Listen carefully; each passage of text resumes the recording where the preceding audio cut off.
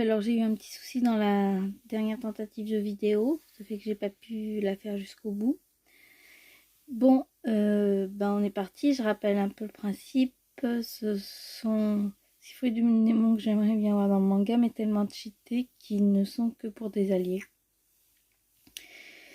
Et c'est la troisième et dernière du top. Voilà, alors numéro 6, le fruit du roi singe, ce qui explique sa forme de banane. Alors attention, quand je parle du roi singe, je ne parle pas de King Kong, mais de Sunokun qui a inspiré Sangoku et notre cher Luffy. Alors ce fruit donne toutes sortes de pouvoirs, il permet de voler sur un nuage, de se transformer en singe à la force surhumaine, oui parce que c'est un Zoan mythologique. En fait, il permet également de transformer les cheveux de sa tête en bâton géant ou en clone de soie, de se métamorphoser en plusieurs animaux. Oh, il donne une vitesse surnaturelle. Elle est et permet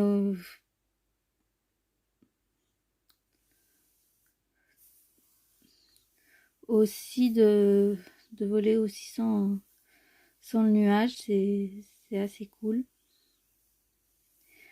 Alors ensuite, on en est au fruit du transfert. Alors ça c'est un fruit similaire au fruit de la fiole, mais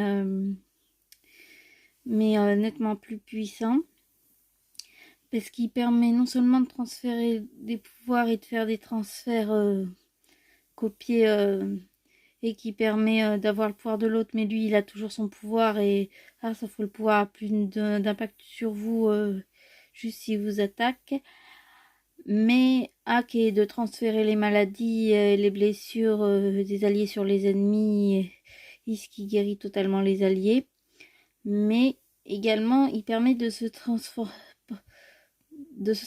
d'un point A à un point B, c'est-à-dire vous pouvez aller n'importe où et même d'une île à l'autre, faut juste que vous sachiez à quoi ressemble l'île où vous voulez vous rendre. Ou qu'il y ait un mec là-bas que vous connaissez en fait. C'est un peu le même principe que la téléportation de Sangoku. En numéro 4, on a le fruit du mauvais œil, qui est assez cool aussi. Alors le fruit du mauvais œil, comme son nom l'indique, c'est aussi le fruit de la poisse. Ce qu'il y a de marrant, c'est qu'il donne une chance insolente à son possesseur. Et grâce à une formule, il file la poisse des ennemis, mais une poisse digne de Vilcoyote. Hein. Pour ceux qui connaissent Vilcoyote, c'est vraiment la poisse de Vilcoyote. Zéro chance, total zéro chance. Et plus le mec il est chanceux de base, plus il devient poissard. C'est un peu comme le fruit de la baraka du film, le gold, mais en plus puissant. C'est-à-dire, si tu dis la formule magique devant le fil, le gars il se prend une enclume en granit marin sorti de nulle part, ou il tombe dans un trou qu'il n'en avait pas. C'est vraiment la guigne totale en fait. Alors, fruit numéro 3, le fruit des étoiles. Alors ça c'est un fruit hyper cool, bien que son pouvoir suprême soit assez long à charger, mais vous pouvez l'utiliser même s'il n'est pas chargé totalement. Ce pouvoir de base, c'est un peu le pouvoir de Lucie dans Fairy Tail. Elle, vous pouvez invoquer vous pouvez avoir c'est tout simplement le pouvoir de Lucie dans Fairy Tail, sauf que au lieu d'invoquer des esprits, vous avez directement les capacités des constellations ou des esprits de Lucie dans Fairy Tail. Il a en fait deux niveaux d'utilisation, c'est-à-dire si vous utilisez le zodiaque européen, vous avez les pouvoirs de Lucie dans Fairy Tail, mais vous pouvez également utiliser le zodiaque chinois, qui est beaucoup plus puissant, qui vous donne des pouvoirs de dingue. C'est-à-dire, si vous utilisez le zodiaque chinois et que vous invoquez la constellation du singe, vous pouvez transformer tous vos ennemis en animaux. Si vous invoquez la constellation du chien, vous devenez temporairement immortel. Si vous invoquez la constellation du cheval, vous pouvez guérir n'importe qui et vous soignez vous-même. Si vous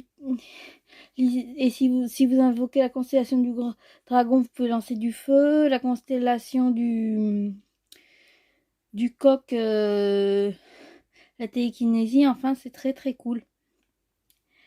En numéro 2, on a le fruit de l'aide de lumière. Alors ça, c'est un fruit totalement défensif.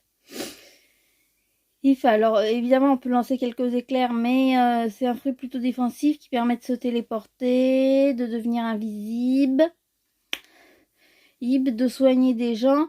Et si en haut, porte de la mort, c'est très très très très cool. Il permet également de détecter ses alliés. Et même s'ils sont plus sur la même île, même s'ils sont quelque part en mer, là, on peut les ressentir. C'est un peu comme ça décupe un peu le fluide perceptif, ce qui est très très cool aussi. Et si vous le mangez, vous êtes fait d'énergie, c'est-à-dire que vous êtes plus tangible, ce qui est assez cool aussi. C'est comme le fruit de la lumière, mais en plus puissant en fait. Alors, enfin, on a le fruit, en numéro 1, on a le fruit du Rider. Pour ceux qui connaissent Ghost Rider, alors ils savent quel pouvoir il a. Il donne les pouvoirs du Ghost Rider, mais des deux films. C'est-à-dire, vous avez le regard, le soir, vous vous transformez en squelette de feu. Vous avez le pouvoir du regard du Rider, ce qui vous permet de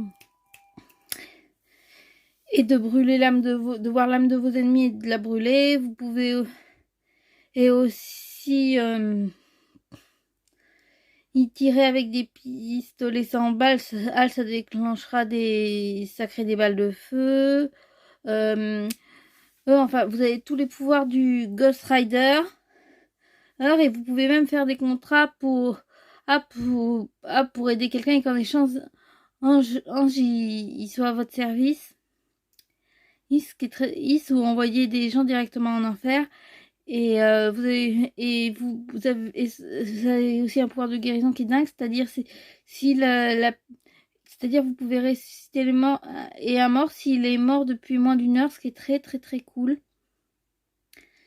Bon allez, ça fait déjà plus de 8 minutes, il faut que j'y aille, allez salut.